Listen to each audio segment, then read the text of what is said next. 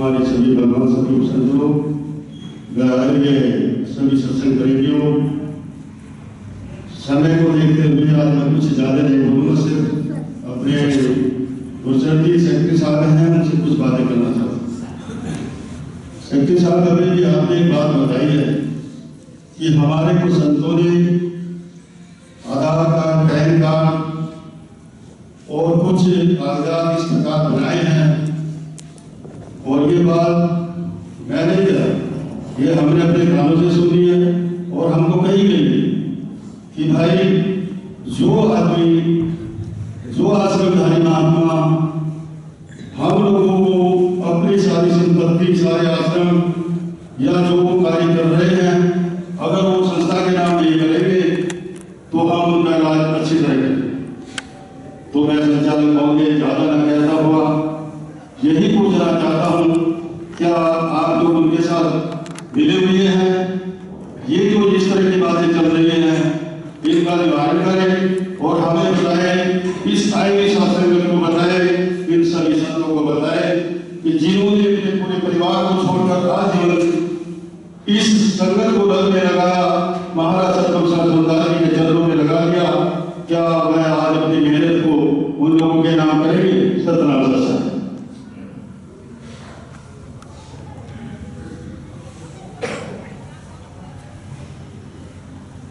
ज़्यादा मैं समझता हूँ कि जो प्रश्न उठाए गए, जो आपसे विस्तार चर्चा करेंगे इस मिशन के जो अध्यक्ष महोदय हैं, वो शायद इस बारे में प्रकाश डालेंगे। अब मैं आपके सामने अपनी तरफ से अखिल भारतीय संत शिरोमणि सद्गुरु रविदास मिशन के आजीवन सदस्य जो है, जो अख्तियारपुर जो आश्रम है महात्मा ईश्वरदास जी जिस पर नियुक्त उससे जुड़े हैं, उनसे प्रार्थना करूँगा कि वो मंच पर आए। श्री दयानंद जी ठेकेदार जो इस मिशन के आजीवन सदस्य हैं, क्योंकि स्पष्ट कर देना चाहता हूँ कि हरी सिख कटारिया जो इस में दर्शाए गए हैं कि मैं संस्था का महासचिव हूँ, हम लोग इस जानकारी को लेकर जब उनके रेजिडेंस पर मिले तो उनसे क्या बातें हुई उसका विस्तार से जो है श्री दयानंद जी ठेकेदार जो अख्तियारपुर से हमारे बीच में है, इस मिशन के आजीवन सदस्य हैं, वो आपके सामने इस संबंध में प्रकाश डालेंगे। सुनिए श्री दयानंद जी के विचार।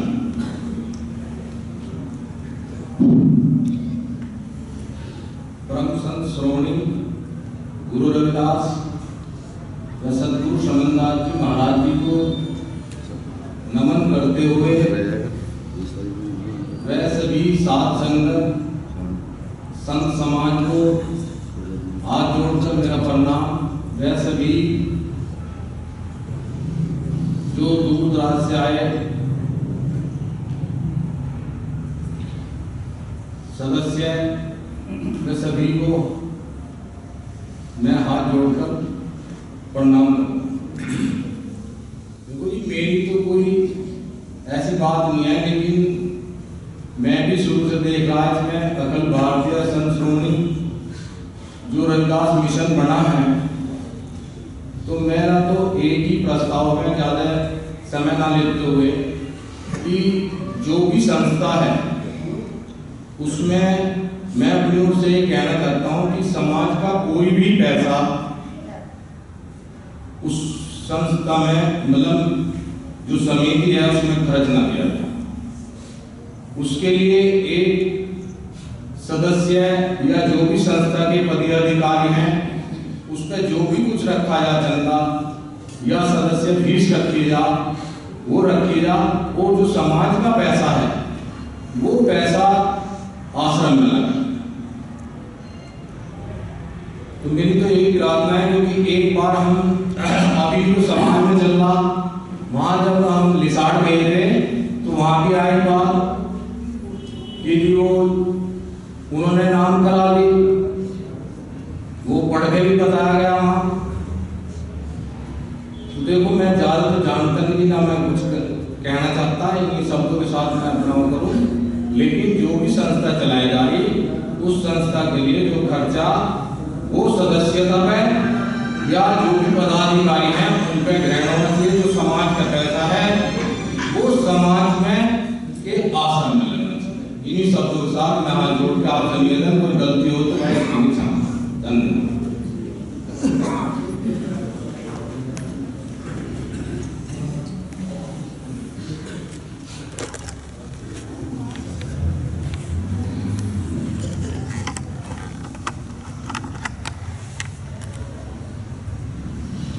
और मैं आवेदन करूँगा हमारे बीच जो मिशन है, दोनों संस्थाएं हैं, उनकी जो भी लीगल एडवाइजर हैं, हमारे कानूनी सलाहकार हैं, और जो भी वैधानिक कोई भी कार्य होता है जो उन्हें सुपुर्द किया गया है, माननीय एडवोकेट श्री सलेख जी जो जितना हमारे बीच है, और इस संस्था के लीगल एडवाइजर भी हैं, तो संस्थाओं के वही जो नोट्स वगैरह हमें दिए जाते हैं उसके जवाब देते हैं, और वह जवाब लौट के आज तक हमारे पास नहीं आता। अगर आ जाए तो रिपोर्ट का रास्ता है, वो संक्षिप्त में पूरी जानकारी आपको देंगे। माननीय श्री सलेख जी अधिवक्ता मुजफ्फरनगर।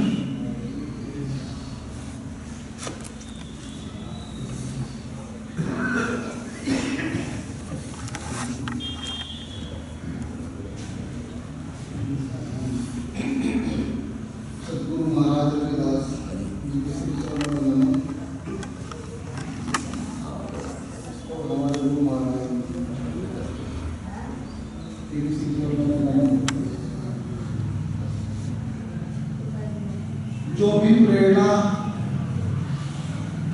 जो भी आदेश, जो भी मेरे पास में दस्तावेज मुहैया होते हैं, तो उन्हीं के आधार पर कानूनी जो कानून प्रक्रिया है उसमें भागीदार नहीं मानता। और जो भी प्रेरणाएं मुझे वक्त पर मिलती रहती हैं वो श्री गुरु महाराज के आशीर्वाद से मिलती रहती है। मैं सिर्फ कोई करने वाला नहीं, ना कोई कानूनी काम करने वाला, ये तो परमपिता परमात्मा श्री गुरु महाराज जी वो वक्त पर वैसे ही दिशा निर्देश पता नहीं मुझे कहां से मिलते हैं। वो ऊर्जा जो हमारे पास में निहित होती है, कानूनन ऊर्जा जो है, मैं कोई करने वाला नहीं, पता नहीं ये कहां से आती है मुझे नहीं पता।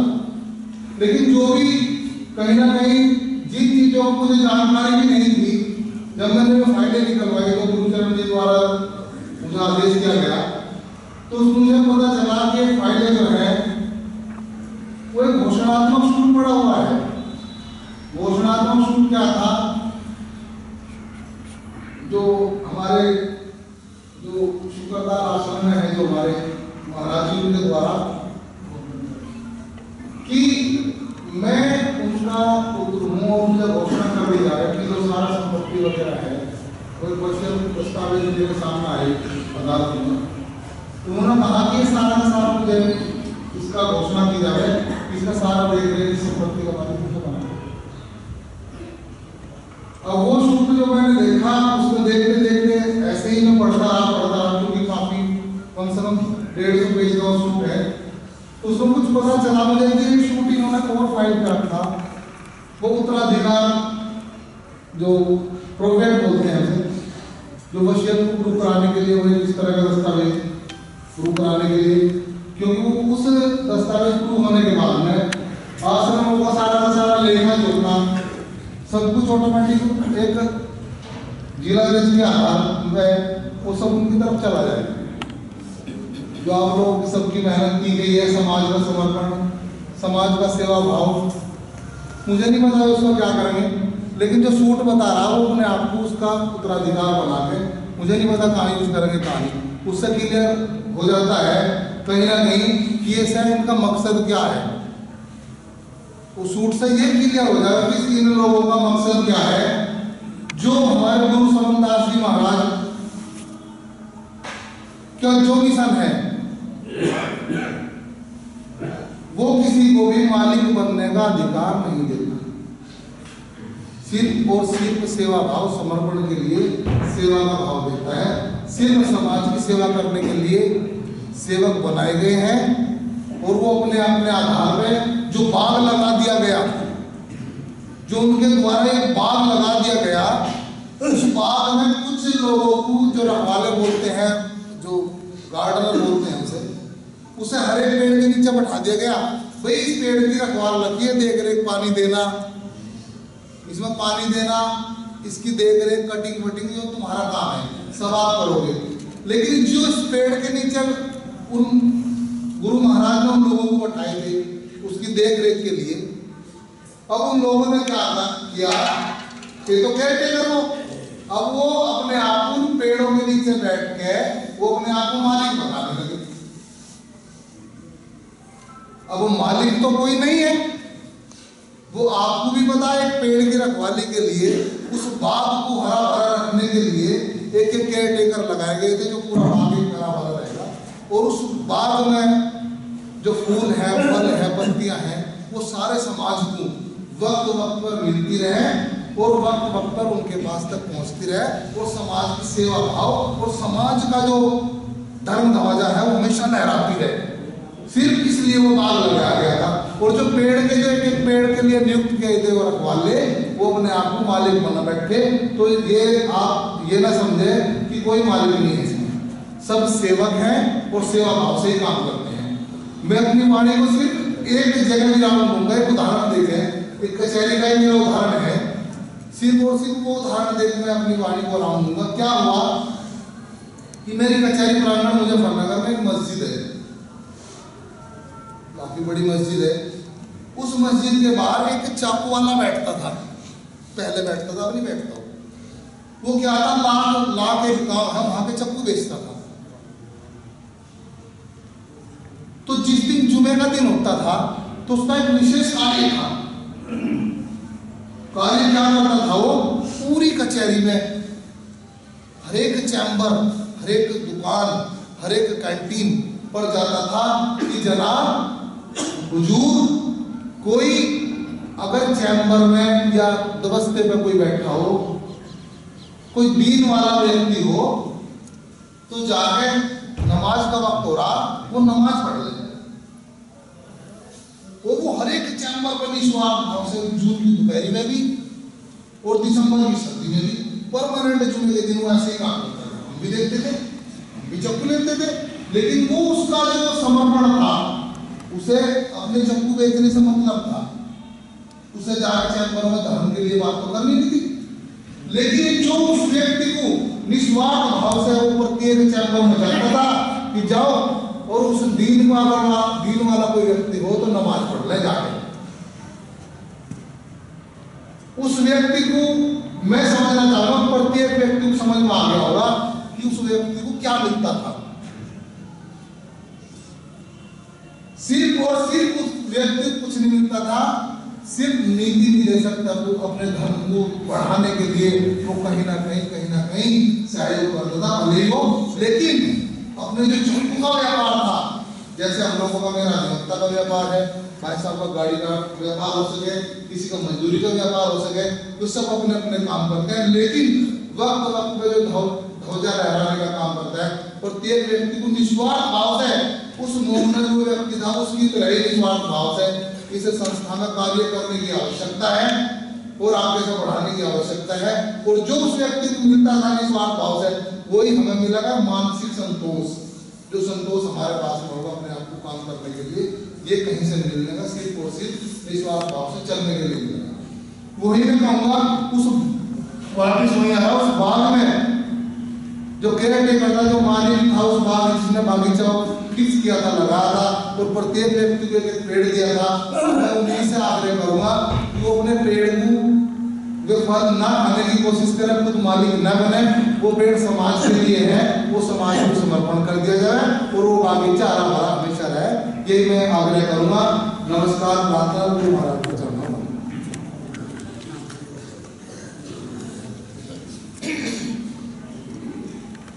धन्यवाद अधिवक्ता सतेंद्र जी, बहुत ही सुंदर विचार आप सबके समक्ष अधिवक्ता महोदय ने रखे और संक्षिप्त में जो जानकारी थी वो हम सबको शेयर करें। अब मैं आग्रह करूँगा हमारे सुबह के लिए आशिक और विदास आशिक समाज बीच संक्षिप्त में मेरे विचार इस मंच पर रखें।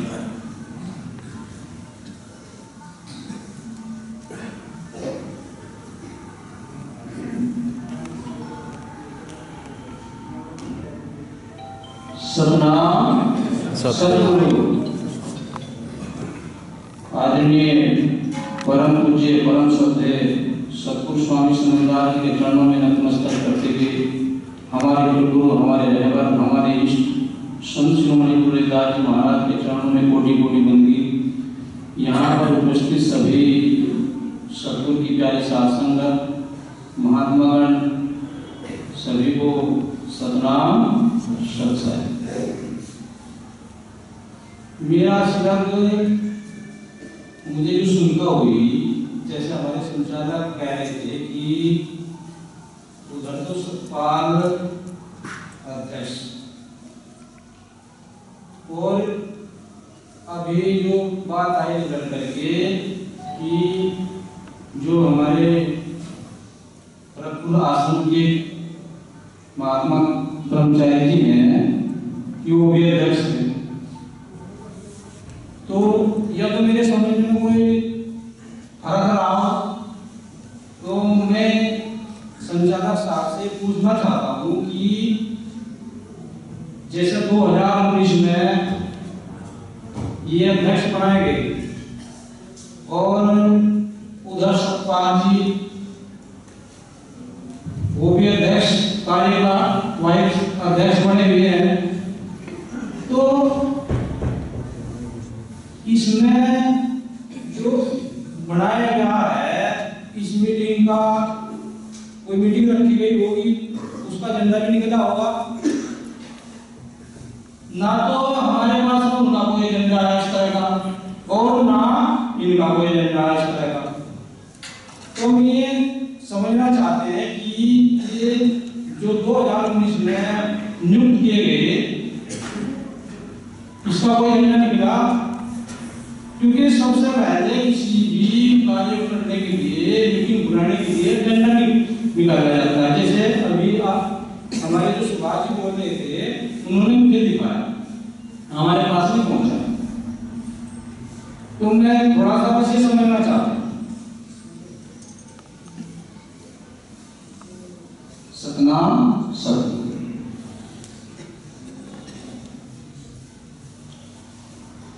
बिल्कुल सही सवाल उठाया गया महात्मा जी द्वारा। अपनी संस्था की नियमावली के अनुसार मैं आपको अवगत करा देना चाहता हूँ कि इस संस्था का जो नियम है, जब ये संस्था गठित की गई वर्ष 2002 में, तो इसका एक नियम बनाया गया था कि जो व्यक्ति 3000 रुपये देगा रजिस्ट्रेशन के समय वो इसका संस्थापक सदस्य होगा, और साथ ही ये भी नियम बना दिया गया था कि इस संस्था का जो भी अध्यक्ष होगा, उपाध्यक्ष होगा और महासचिव होगा वो इन तीनों में से ही होगा। यानी कि जो ये मेंबर्स बने, 18 मेंबर बने, 3,000 रुपए के बने, जिनमें से कुछ लोगों ने जो है अधिकांश पैसे भी नहीं दिए, क्योंकि उसमें लिख दिया गया कि जो भी 3,000 रुपए देगा उसका संस्थापक सदस्य कहलाएगा। ठीक 18 में से 13 सदस्यों की एक कार्यकारिणी घोषित हो गई, ना कोई एजेंडा निकला ना कुछ।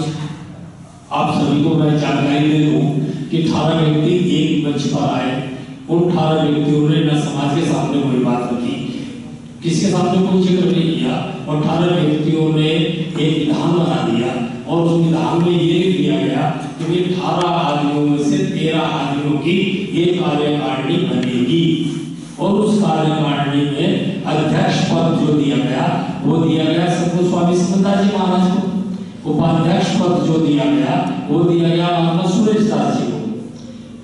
ठीक महासचिव पद पर श्री सेवा सर जी हमारे बीच उपस्थित था, उन्हें दिया गया। ठीक 3 हो गए। महात्मा ज्ञानदास जी इस संस्था के वर्ष 2002 में कोषाध्यक्ष पद पर नियुक्त किए गए। 18 में से 13 की कार्यकारिणी बनी, उन 13 में ये मैं पद बता रहा हूँ आपको जरूर है। महात्मा विजयदास जी उसके संयुक्त कोषाध्यक्ष नियुक्त हुए। ठीक है, उसके बाद महात्मा ईश्वरदास जी हैं, महात्मा परमदास जी हैं, महावीर जी हैं दिल्ली से, ये रामदेव प्रेमी थे दिल्ली से, वो इसके संयुक्त सचिव हुए रामदेव प्रेमी जी। उसमें कहीं भी मेहतादास जी का नाम कहीं नहीं, मेहतादास जी का नाम उसमें कहीं नहीं है। साथ ही एक और बनाई गई, एक संस्थापक सदस्य होंगे और एक आजीवन सदस्य होंगे, वो भी उनका भी शुल्क 3000 रुपये रखा गया। जो आजीवन सदस्य होंगे वो भी 3000 रुपये देंगे और इस संस्था के आजीवन सदस्य बन जाएंगे। उसमें एक और डाल दी गई कि इन आजीवन सदस्यों को भी कार्यकारिणी में रखा जाएगा, इन सदस्यों को भी कार्यकारिणी का स्थान दिया जाएगा। यानी कि अगर ये कानून ना बनाते महाराज तो ये हर व्यक्ति किसी ना किसी दिन तो इस दुनिया से जाते ही थे, तो मिशन ऑटोमेटिकली खत्म होगा। अगर ये क्लॉज आप लगा रहे हैं कि हम 18 व्यक्ति हैं, 18 व्यक्ति एक मिशन लगा रहे हैं, तो 18 में से 13 कार्यकारिणी हमने बना ली। जब 13 की कार्यकारिणी बना ली तो ये 18 व्यक्तियों में से जब उधर जाने हैं, 18 व्यक्तियों में से जब जाने हैं तो एक तो 20-25 साल में ये मिशन ही खत्म होगा। इसलिए वो क्लॉज लगा ली कि 3000 रुपये की आप आजीवन सदस्य बनाएंगे और 3000 रुपये के सदस्यों को उनका पार्टिसिपेशन आप इसमें रखेंगे। अब सवाल ये आया, जब मेघनादास जी निकल गए, अब ये मेघनादास जी क्योंकि गोरखनाथ आश्रम के उपाध्यक्ष थे, उन्हें कैसे लाए इसके अंदर? ये तो बिल्कुल क्लियर ऐसी बात है, जब उसके सदस्य भी नहीं थे तो वो आ नहीं सकते थे इसके अंदर उपाध्यक्ष। उसके लिए क्या उन्हें दिया गया, जो आजीवन सदस्य की सूची में वो थे 3000 के, उसी के लिए उन्हें वहां दिया गया, उपाध्यक्ष पद पर लिया गया। जब ये 2000 लिख चुके इसके अंदर कि भाई अध्यक्ष, उपाध्यक्ष और महासचिव पद पर कार्यकाल ये तो 18 है संस्थापक सदस्य ये ही रहेंगे, तो वो नहीं आने इस अवसर को क्लॉज में महाराज के द्वारा।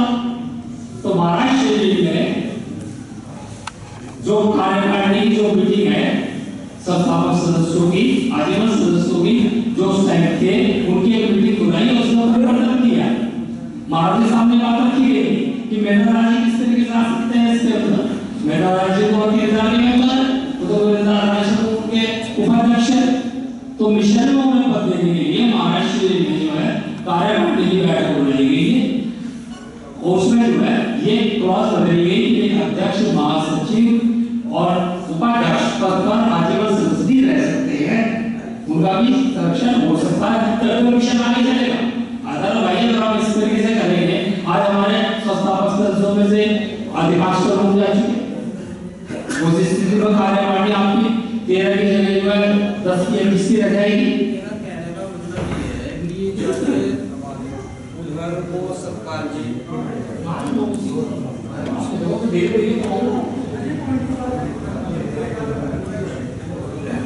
तो ये जो है अधिवेशन है गतिविधियों को बताने के लिए आम जो अधिवेशन है, जो नियमावली है उसके अनुसार जो संरक्षण होना होता है इन पदों पर, वो जो है आजीवन सदस्यों और संस्थापक सदस्यों के मध्य ही ये तय किया जा सकता है। आम पब्लिक में इसका कोई भी सॉल्यूशन नहीं मिला। समझे आप? जो भी आप चलिए आगे हिसाब से आपको बताते हैं। अगर हमारे मिशन के जितने भी महात्मागण हैं ये हमारे 3000 के आजीवन सदस्य बन जाते हैं, अब सुनिए आप 3000 के आप सदस्य बनिए तब तो नियमावली के अंतर्गत आप आएंगे। वो जो हमारे अधिकांश संस्थापक सदस्य जा चुके हैं, आज लिमिटेड रह गए, तो कार्यकारिणी में 3000 के मेंबर लेने तो पड़ रहे हैं जो हमारे को मेंबर्स है। तो ये जो अधिवेशन लगा गया, ये सब आपको कुछ जो इसमें त्रुटियों में नहीं कहूँगा, क्योंकि समय समय पर हम इसमें बदलाव करते रहेंगे। आप सबके सामने यही प्रस्ताव है, अध्यक्ष महोदय जो है आगे विस्तार चर्चा करेंगे, घंटे की चर्चा है आपके विषयों की, वो सारी पहलू आपको बताएंगे कि आगे जो क्या परिवर्तन किए जा चुके हैं, क्या परिवर्तन और इसमें होने हैं, जिससे ये विषय जो है वो सुचारू रूप से चला जा सके। तो एक विधिगत रूप से जो वर्तमान